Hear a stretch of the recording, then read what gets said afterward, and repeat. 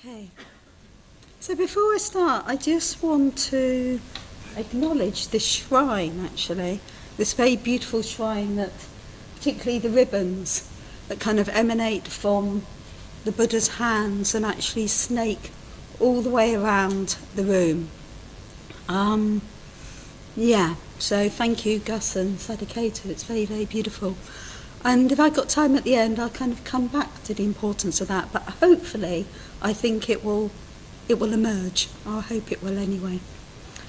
So, this evening I'm going to talk specifically about the first few weeks of the Buddha's life directly after his enlightenment. So directly after Siddhartha Gautama became the Buddha, became the Awakened One. And in doing so, I am going to be talking about some historical events that actually kind of happened. However, at the same time, as Danayutta kind of mentioned, the Buddha's story contains these legendary or mythical elements which help us to see the more universal significance of his life, or as Sangharakshita, our teacher, says, the inner spiritual dimensions of the events themselves. So in this way, the story moves from being about the life of one person to a universal archetypal story that has significance for all of us, because it points to the potential within all of us to awaken. And along the way, I'll share some of my own story. But to begin with, I'm going to do a very brief recap, probably about 3 or 4 minutes, of what happened last week, particularly for those of you who weren't here and over Christmas festivities might not have had a chance to watch the wonderful talks. But this isn't a replacement for them because they were so detail and rich, and I would really encourage you to watch them. But I'll just do a brief recap on what has happened so far in our story of the Buddha. So, the future Buddha was born Siddhartha Gautama into the Shakya clan, led by his father around 2,600 years ago. The young Siddhartha grew up pampered with amusements and pleasures and luxuries. So he had a very worldly, material existence with no recourse to the spiritual. In due course, he was married and later had a son, Rahula.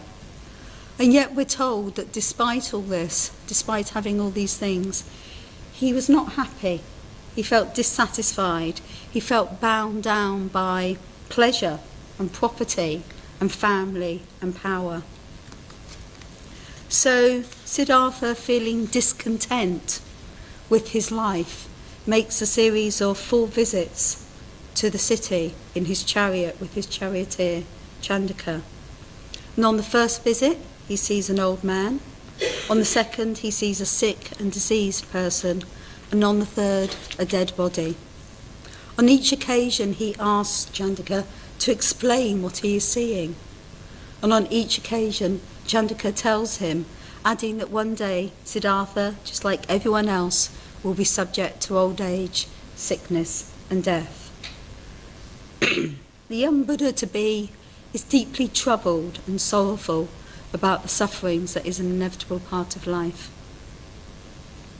Now, of course, we can take this account literally to suggest that Siddhartha had never seen or knew anything about old age, sickness, or death, or we can focus on that inner spiritual dimension of the story, which is on these 3 occasions he saw old age, sickness, and death as if he was seeing them for the first time.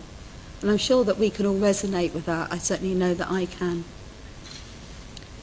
And then he went out on the 4th journey, and he saw a holy man walking down along the street with a begging bowl. He was calm and quiet and peaceful. Siddhartha Gautama was deeply impressed by the sight of the holy man, and returning to the palace, he reflected deeply in all that he had learnt. He saw the worldly pleasures on offer to him for what they were, distractions from a deeper understanding about the true nature of reality. Eventually, he concluded that, like the holy man, he too needed to go forth from the home to the homeless life. He too would devote himself to the search for truth, the search for reality, to an end to suffering. And we're told that he spent 6 years, some 6 years wandering, meditating, and learning what he could from the teachers he met, strenuously determined to find what had been lacking in his pampered life at home. For a while, he even devoted himself to extreme asceticism, going without food and sleep in the hope that this would help him realise the truth. So a kind of torture of the body, something that was very much kind of practised at the time. He then realised on the point of near death that denying the body was not a useful practice, and turning his back on such practices, in remembering a childhood event where he had spontaneously fallen into a deeply pleasurable meditative state, he devoted himself wholeheartedly to meditation. And so, having had a little food to eat, he sat down under a tree on the banks of a river and made the resolution that he wouldn't rise from the spot until he was enlightened. So we're told that day after day, night after night, he sat there, and as he sat, he controlled and concentrated his mind. He purified it, suppressed and dealt with the mental hindrances, the defilements, the mythical story of Mara, which we heard so beautifully last week from Danayutta. And on the night of the full moon of May, just as the morning star was arising, just as he fixed his mind on that star glittering near the horizon, full enlightenment arose. Siddhartha Gautama had become the Buddha, the fully awakened one. So this talk is about the period in the life of the Buddha immediately after his enlightenment, those first few weeks. It's a story about honour and respect and reverence and devotion and gratitude, both the Buddha's but also our own. It's a story that conveys something of the nature of the enlightened mind, the wisdom, the compassion, the energy, conveys it to us who are not enlightened or not yet enlightened. It's also a story that tonight will culminate in the first Dharma teaching, the first retreat, the first Buddhist Sangha. But before that, a little bit about myself. So, I was raised in a Catholic family, and up until my early teens, I was probably a fairly good little Catholic girl. I made my first Holy Communion. I used to go to confession regularly, and so forth. And I was reflecting on this, and I thought, well, I guess I probably did feel some sense of reverence, some sense of devotion to God, although I can't really feel it. I can't remember the feeling of it, because I don't think it was particularly freely given, because it was strongly mixed with a sense of fear for me. I think the God that I learnt about, maybe not your God, but the God I learnt about, was a punishing, judgmental, kind of omnipresent one. Later in my adolescence, I kind of rebelled and rejected Catholicism. I rejected the existence of a God, and indeed all forms of religion. I kind of dismissed the idea that there was something or someone above and beyond me that was worthy of reverence and devotion. And I think this rejection was further fueled by an incredibly passionate and growing interest in the subject of sociology, which is a very rational, certainly the sociology I learnt and knew, was a very rational, materialist, modern discipline. Its kind of reason for being is to explain modernity. Now, sociology was for many years my passion. It became my career. It enabled me to critically deconstruct the society I lived in. It was a place for me to channel my anger, and kind of rest assured I was a pretty angry person. So I was kind of channeling my anger at the injustices and the wrongs of society. So I think ideas of devotion or gratitude or reverence simply didn't kind of figure in my life in a particularly positive manner. Indeed, Danayutta was talking last week about the opposite of reverence and devotion being cynicism. And I think it's probably fairly accurate to say that I felt pretty cynical about a lot of things. I felt pretty cynical about religion, spirituality, about the idea that there was anything beyond what I could see and touch and hear and smell. And it's this attitude that I brought to my first Buddhist retreat that Danayutta mentioned 10 years ago, which kind of by now you might be wondering why on earth I decided to go on it. My reasons, I can assure you, were not at all spiritual. Not at all spiritual. It was near Christmas. I'd finished a relationship. I'd finished my therapy. I think I missed the therapy more than the relationship. Actually, I did. It was longer, but that's by the by. And I didn't want to be on my own. I didn't know what to do. I'd had plans and they'd all gone awry. And some of you, apologies for this, I know some of you have heard this before, but it hasn't changed.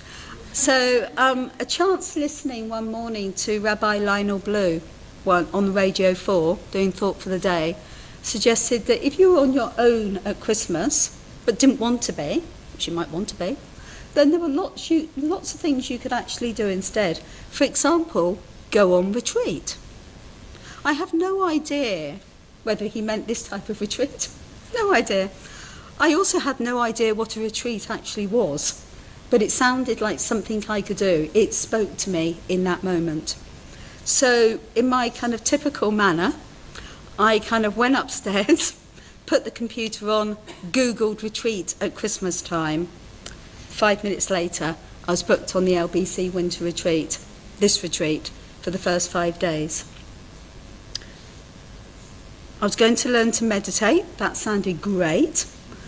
And as I told some of my sociology friends, who were kind of slightly alarmed at what I was proposing to do, that I had absolutely no intention of attending anything else. I'd learned to meditate, but if there was kind of ritual or devotional aspects of the retreat, I didn't know what that meant, but I thought there might be some, I wouldn't go to them. I was not about to become a Buddhist.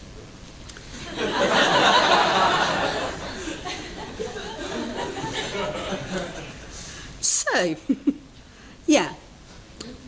So something utterly amazing did happen to me on that retreat, which even now I can't really articulate from a rational perspective. That retreat changed my life completely. I did love meditation. I was taught by Maitreya Bandhu and Subhadramati. I remember it very well. Likewise, the Dharma. The kind of little I understood of it made perfect sense to me. It was, and I know it sounds cliched, but it was as if I'd always known it. And I'm kind of reminded of that saying about how the Dharma is caught, it's not taught. And I think that there was something of that. There was a spirit of that. I think I caught the spirit of the Dharma, even if not the letter of it at the time. It didn't matter so much. And yet, I was confused, I was puzzled, I was even bemused by the more devotional or ritualistic aspects of the retreat, which I did stay for. I did want to know about. But I didn't understand it. I really didn't understand why people were bowing and kneeling and making offerings to a statue of the Buddha. It seemed, I don't know, kind of quite irrational to me. I didn't understand, beyond perhaps a kind of cynical sociological reading of the situation, why seemingly sane and intelligent people would consciously choose to do this in the 21st century. It's really how I felt.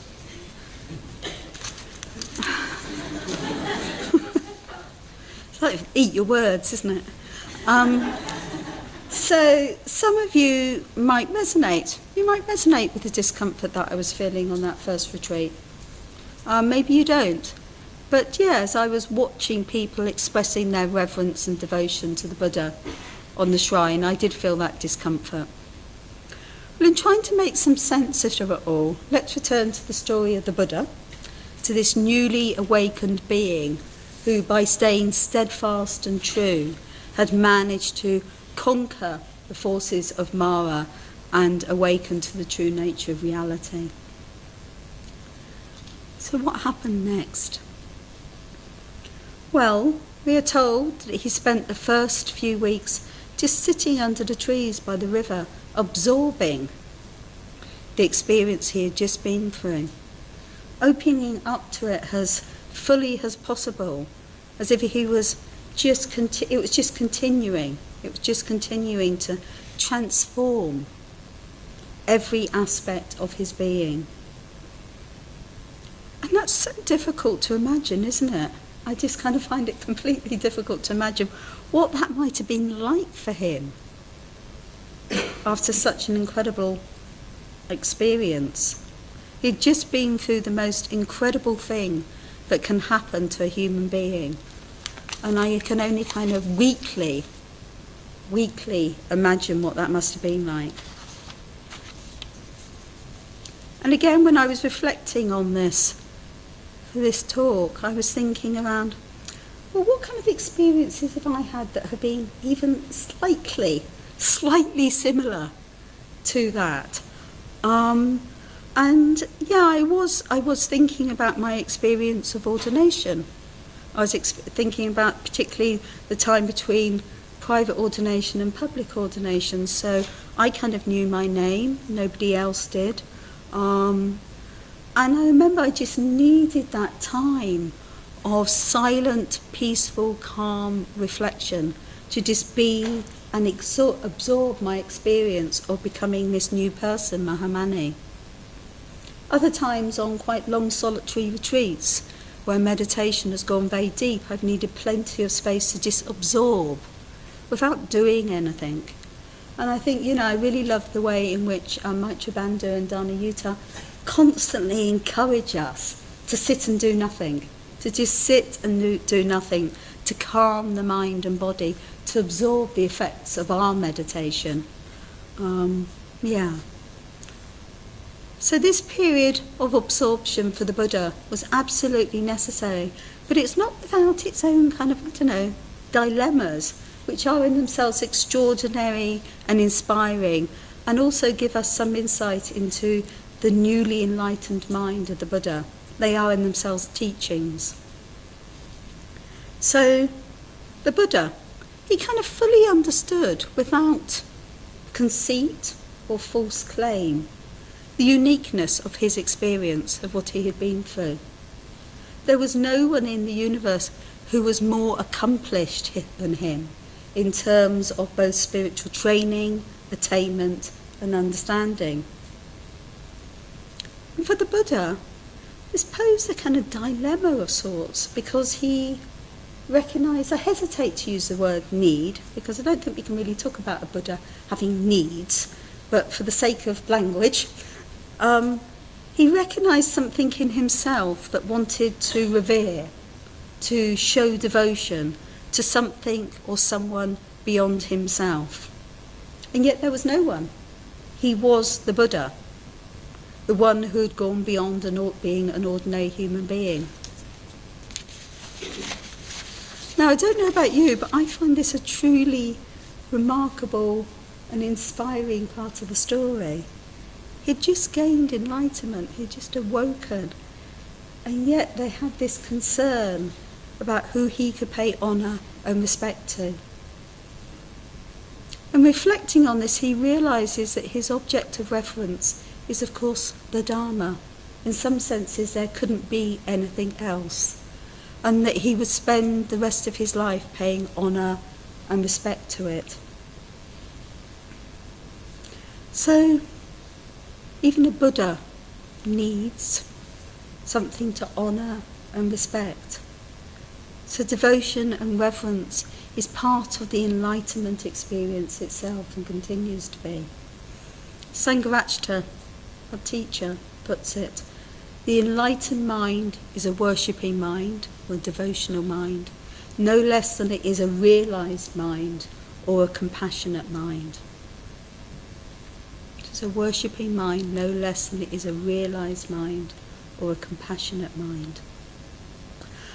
And I was thinking, this isn't an image of the Buddha that automatically springs to mind when we think about the Buddha, is it? It's more likely to be this one on the shrine, or these ones on the shrine. But here we have a different image, an image of the Buddha paying reverence, devotion, honouring, respecting the Dharma. So what does this mean to us? Well, first of all, it shows us that the Buddha was not claiming the Dharma as his own personal philosophy. That seems very important to me. It wasn't his own personal take on life. The Dharma exists as a set of universal laws or truths that exist beyond the individual, even if that individual is a Buddha. Instead, the Buddha reveres the object or content of his own experience of enlightenment. So that's one thing we can take from it, and that's incredibly powerful in itself. But it's not the only thing, there's many things, but I just want to focus on one more.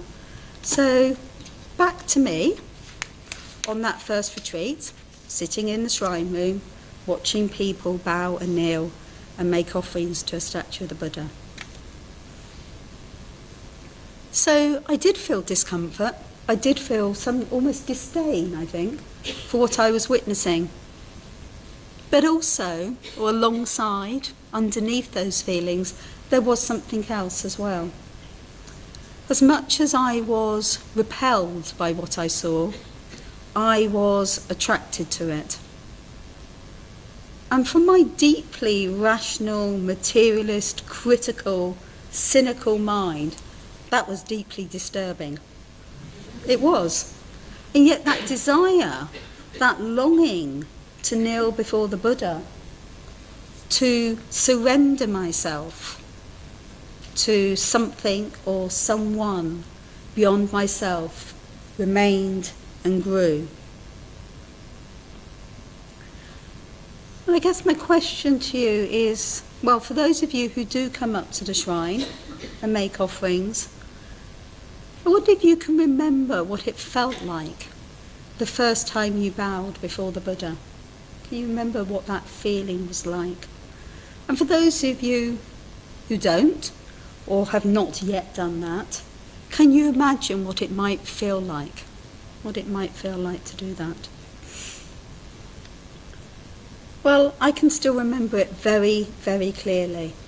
And I think I probably always will, because it was the moment that my life changed, took a direction that I had certainly not anticipated, but at the time it felt the most right thing that I have ever done in my life.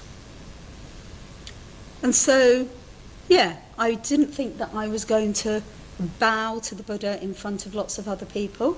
That felt too public for me at that point. So, on my last day of the retreat, I walked down the corridor to the classroom where it had been converted into a small shrine room, and we'd been learning meditation there. And I went in and sat down and shut the door. I was on my own. And I lit the 2 candles and sat in front of the Buddha, and I just looked at this figure. And then, at some point, and I can still feel it, I can still feel myself sitting there. At some point, feeling very nervous, feeling like I almost didn't have the right to do what I was about to do, but feeling scared, excited, and I did know that what I was going to do would change my life. So I got up and I bowed to the Buddha. Then I knelt down and made an offering of incense and took my head to the floor. And I did leave that room knowing that I was a different person. I didn't know what that meant at the time. I really didn't. But I knew that I was a different person. And I think it was the seeds of honour and respect, reverence, devotion, whatever you want to call it, whatever feels comfortable to you. But they had grown, they had been planted, there was reverence and devotion to something, someone other than myself, beyond myself, had kind of been planted in that moment. So our spiritual progress is dependent on an ability to express reverence and devotion. And similar to the Buddha, it needs to include the Dharma, but it also needs to include the Buddha as well. And beyond that, our teachers, past and present, our lineage that takes us all the way back 2,600 years to the Buddha, the Sangha, past and present. So in some ways we need a focus, don't we, for our devotion, some higher object for one's inspiration. Someone we can look up to and revere. And without it, our spiritual progress will be severely limited or impeded. So we need to let go, to surrender, even offer up ourself to something that exists beyond that self, something that we are willing to serve and depend upon. And we benefit from this surrendering. So this is the Buddha that we direct our reverence and devotion to. A reverence that acknowledges that our respect for the Buddha as a human guide and teacher, but extends beyond that to include an understanding that if we are to truly give ourselves to something, it needs to be something that goes beyond our limited or mundane human understanding. So we need to fully open ourselves up to the fact that the Buddha both attained and came to embody something that goes way beyond our limited human understanding. So the Buddha wasn't a god in the theistic sense of the word, but in becoming the Buddha, he ceases to be an ordinary human being. He dwells in the sphere of the transcendental, to which we as yet have no direct access to, or at best maybe occasional glimpses of. And I think if we don't see the Buddha in this way, then we don't really see the Buddha at all. We don't really see the Buddha. So let's continue with the story of the Buddha. He had fulfilled his aspiration of enlightenment. But what next? It could have just ended there in a way, couldn't it?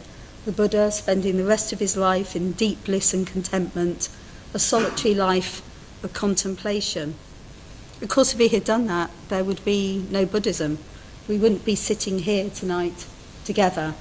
We would not be on retreat. But at a broader level, the world would not have heard the Dharma, and the world would be a much poorer place for it. So there's the Buddha sitting, continuing to absorb the deep transformation that he's been through. A transformation resulting in him going beyond all that we take for granted as common sense, as real. So he's gone beyond this idea of time and space that we invest so much in. That distinction between self and other no longer has the meaning that we give to it. He's gone beyond clinging and craving, aversion and pushing away, beyond delusion and ignorance. And as he sits in this deep bliss and contentment, we're told that this thought arises in his mind. So what he wonders is whether this truth, this reality that he has discovered, which is so sublime, would ordinary people, as he puts it, their eyes covered with dust of ignorance and passion, will they see it? Will they see it? Is it better to perhaps remain silent, to carry on this life of contemplation? And we're told that Brahma Sahampati, this kind of mythical Lord representing the world, appears and says, there are in the world at least a few people whose eyes are covered with little of the dust of the passions. They will surely understand the Dharma if you will only teach it to them. And we're told that a vision arises in the Buddha's mind, in which he saw people almost as different coloured lotuses in a pond, all in various stages of development. So some were in the mud, some were underwater, some were just buds, but there were a few that were opening and struggling to the surface of the water. And when he saw this, he had this vision. He recognized that it was for the sake of those with a little dust over their eyes, those struggling to the surface of the water, that he would preach the Dharma, that he would teach.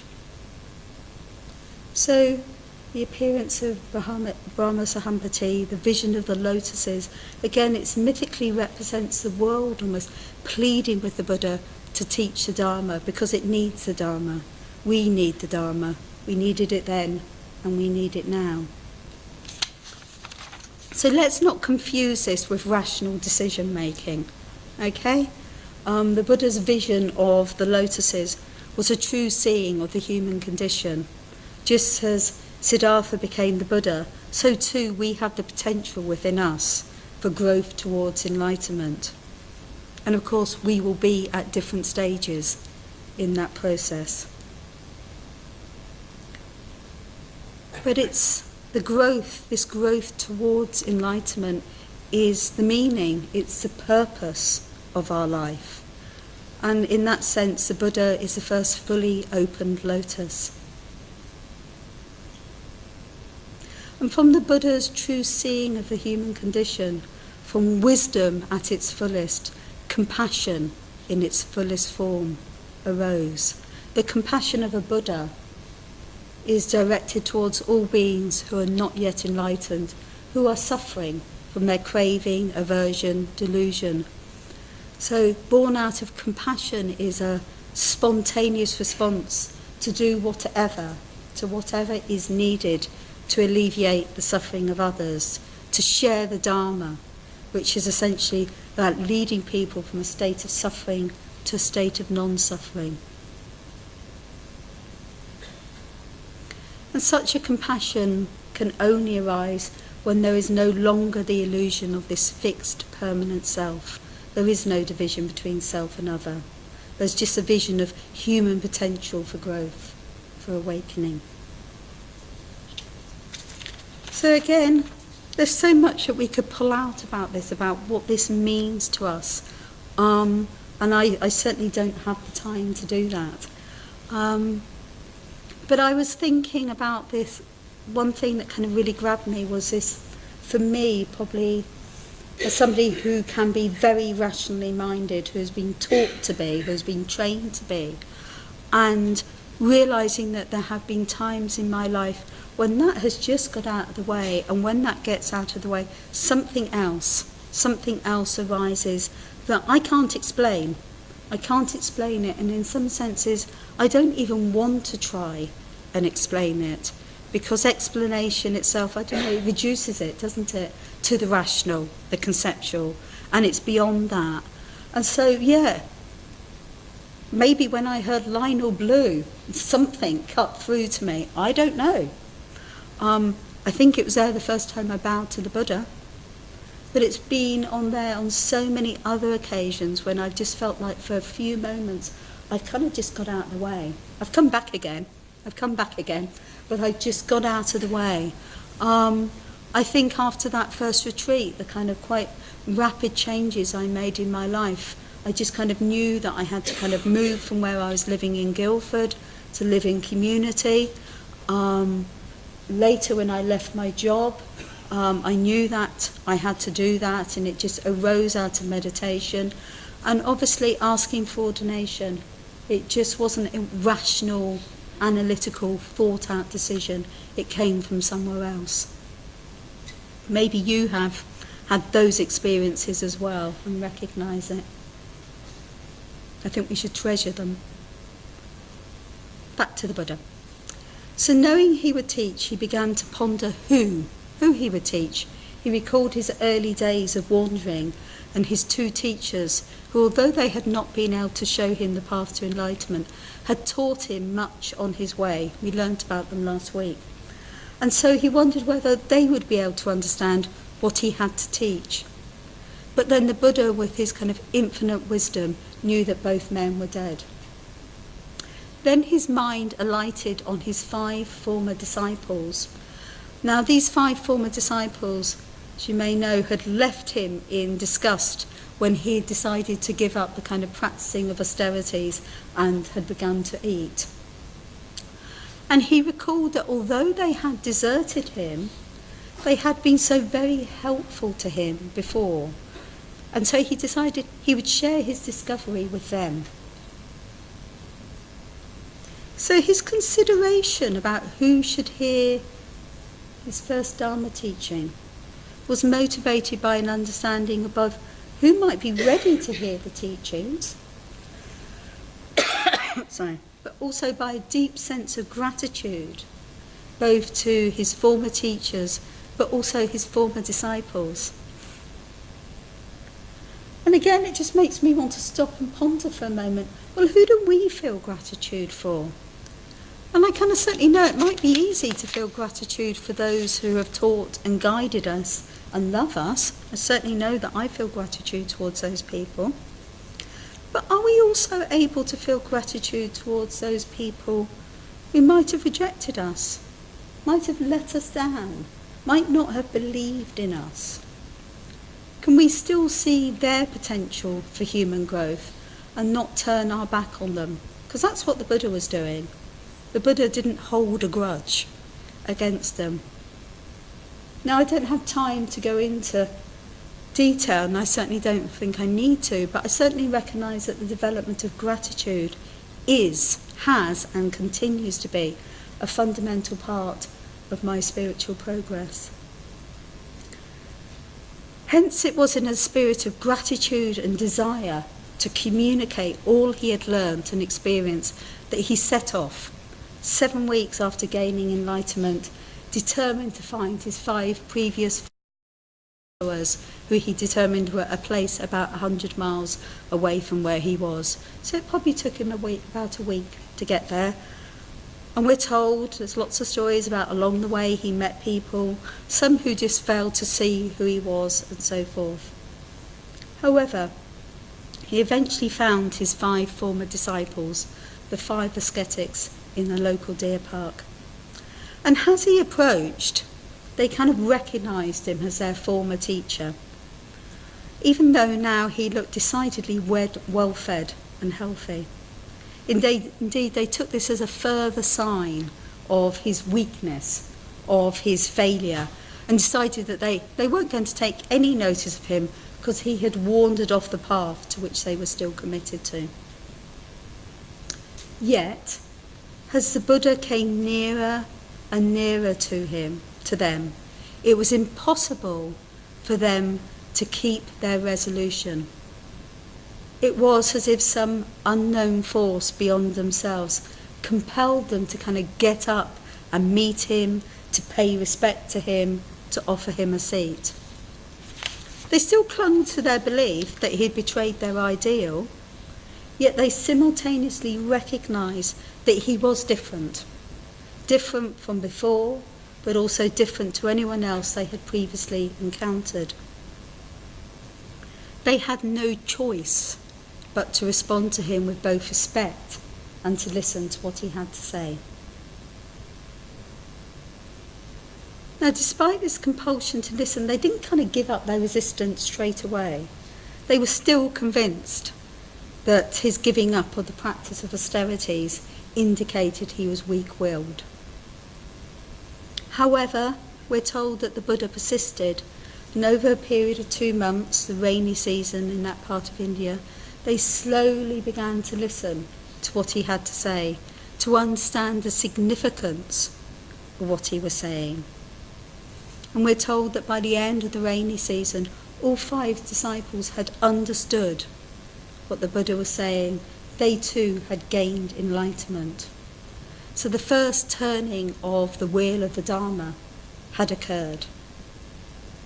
Now, we don't really know for sure what the Buddha taught on this momentous occasion, but we can be pretty sure that he taught about suffering and an end to suffering, the essence of the Dharma, which I'm sure we'll hear more about tomorrow night. But for now, I just want to finish by drawing out that not only was this the first turning of the wheel of the Dharma, but it was also the very first ever Buddhist retreat. And furthermore, it was the origins of the Buddhist Sangha, the spiritual community made up of the disciples and the followers of the Buddha. And that's pretty amazing as I look around us now on retreat together. Because here we are some 2,600 years later on retreat, some of us here for the first time on retreat, for others it's not. But in some ways that doesn't matter. That doesn't matter because we're all here together now, aren't we? There's no one else who's going to join us. We're here for the next few days together, living together. We're practicing together. We're hearing about the Dharma. We're learning how to be a community. We're learning how to be a Sangha. And I find that truly, truly inspiring. I find it every time on this retreat, I find it truly inspiring how we come together and do that. And yeah, it takes me back to my first retreat 10 years ago. It takes me back to the first time I knelt and bowed to the Buddha. But it also takes me back to, in my imagination, to the first retreat ever. And I kind of just wonder and imagine what that might have been like. So I just want to leave you with this idea of Sangha. Sangha of the past, but also this Sangha right here and now. And really to kind of invite you to open up as fully as possible to the kind of unique opportunity we have over the next few days. Yeah, to meditate, to listen to the Dharma, to live together in this kind of supportive, potentially life-changing, if we let it be, context. To experience what that means for you, because I kind of know how much it means to me.